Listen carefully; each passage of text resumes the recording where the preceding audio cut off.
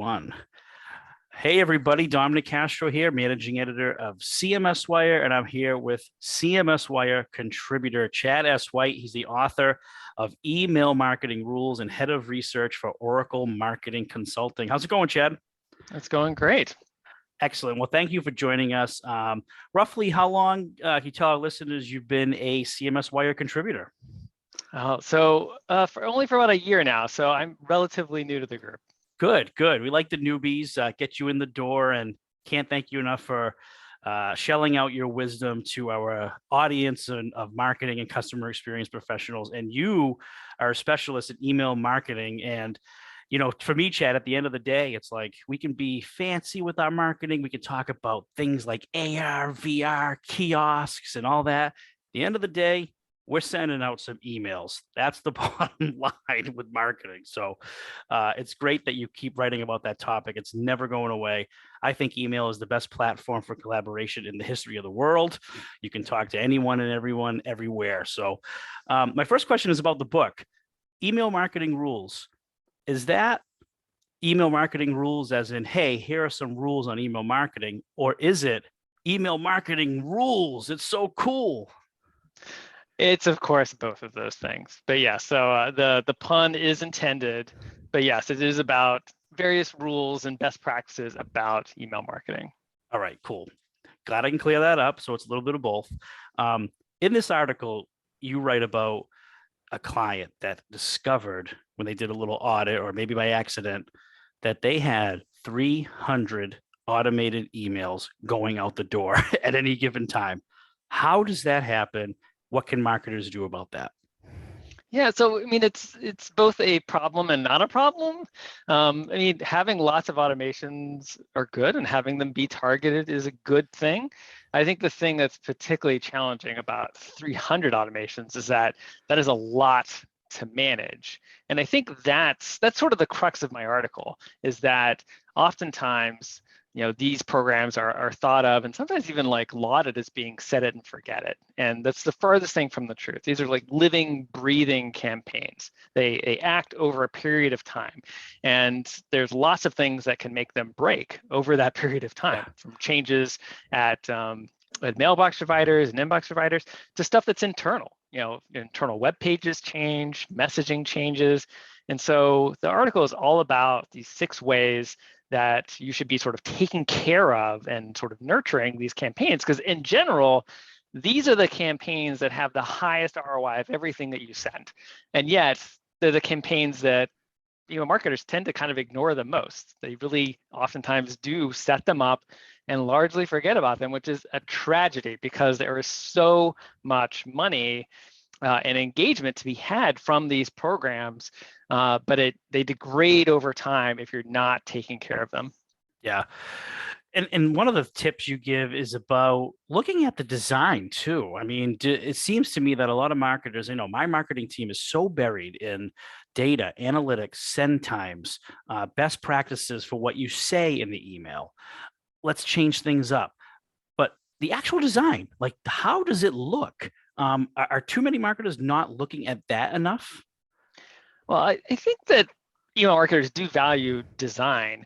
I think the disconnect here is that they'll redesign their broadcast promotional campaigns on a pretty regular basis, but they don't give the same love and attention to the design of their automated campaigns. So those designs tend to stagnate. And even though they've redesigned their website and they've redesigned their broadcast emails, they don't always port those same design elements into their automated campaigns. And that's absolutely something you should do. Anytime you redesign your app, your web page, those designs should trickle into your email marketing program, and not just to your broadcast campaigns, but also to your automated campaigns. I think one of the things that was a little bit of a silver lining around the pandemic is that it caused a lot of brands to reevaluate some of this messaging that they had just sort of put on cruise control.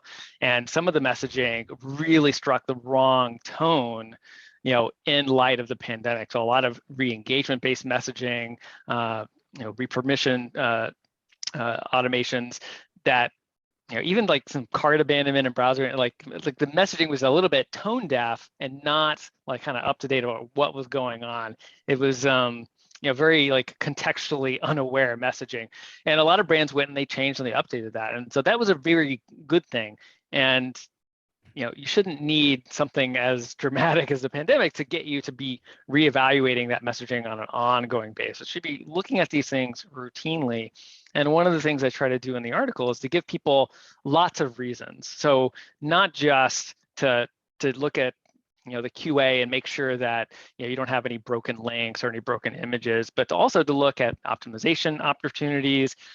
Triggered messages are A/B tested at a way lower rate than broadcast emails are, which it should be the reverse because of the ROI. Yeah. But also things like seasonal optimization. A lot of brands have a seasonality to them. And so there's lots of opportunities to bring in seasonal messaging. And if you're a retailer and you are not doing a holiday refresh of your welcome email, your cart abandonment, your browse abandonment emails, you're leaving money on the table, because there's absolutely opportunities there to add in seasonal imagery, seasonal messaging to really speak to those seasonal shoppers in a way that's going to be more relevant than treating it like, any old day of the week, in the middle of the summer. Yeah, such a good point about the pandemic awakening us up to many, many things. It forced us to look at things with a hard look at, if you have an email campaign that's like says, want to get away? Like, no, we can't get away. It's the pandemic. We're in lockdown. So things like that, it kind of woke us up to like, we really have to check on these things often. Yeah, no, for sure. I mean, first of all, I thought we as an industry did a really great job of responding.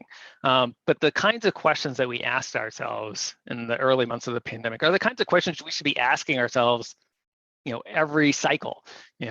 Are we aligned with our consumers? What are our consumers thinking? What is, top of mind for them? What are their priorities, their needs and desires?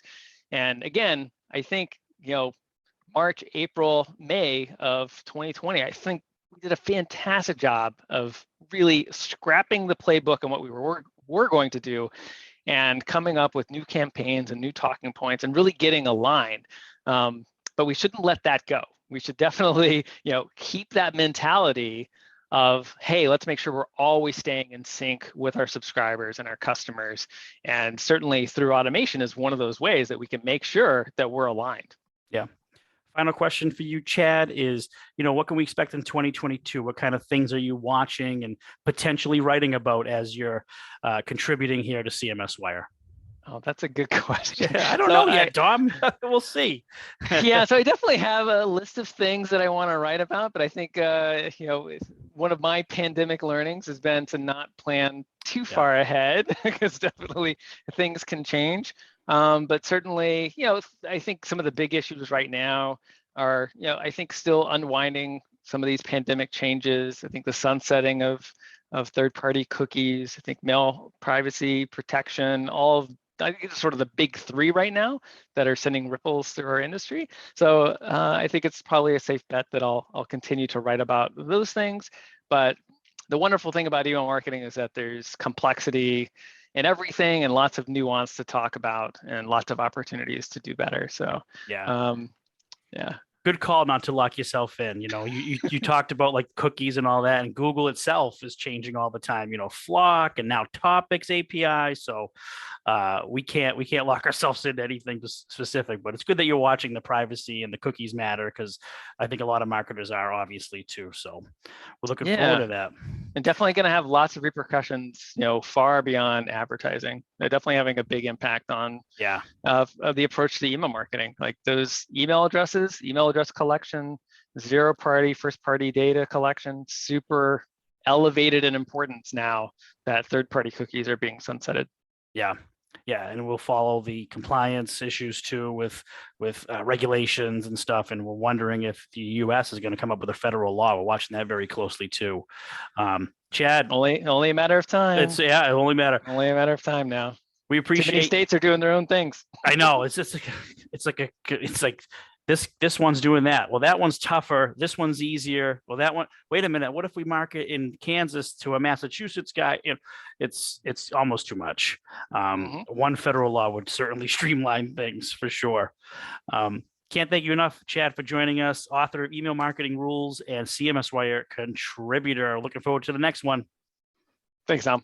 All right, have a good day.